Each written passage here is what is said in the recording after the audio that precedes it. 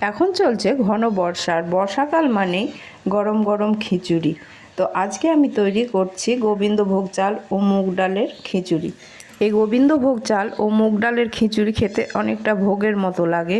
তো আপনারা আশা করি নিশ্চয় এটা পছন্দ করেন। তো আজকে আমি নিয়েছি 100 গ্রাম ডাল ও 100 গ্রাম গোবিন্দভোগ চাল।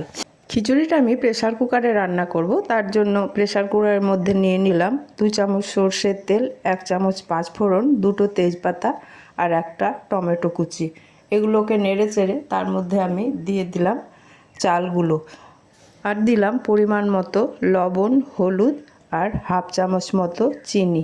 গোবিন্দভোগ চালের খিচুড়িতে বেশি মশলা দেবেন না, তাহলে গোবিন্দভোগ চালের যে গন্ধ সেটাই চলে যাবে। এবারে আমি পরিমাণ মতো জল দিয়ে একটা ঢাকা দিয়ে দিচ্ছি।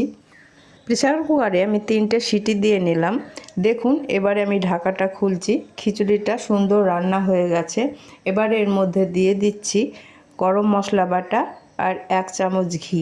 এখানে আমি লঙ্কা দিতে ভুলে গিয়েছি, তাই আবার কড়াইয়ে খানিকটা তেল দিয়ে শুকনো লঙ্কা 2টো আর 3টে কাঁচা লঙ্কা ভেজে এর মধ্যে দিয়ে দিচ্ছি।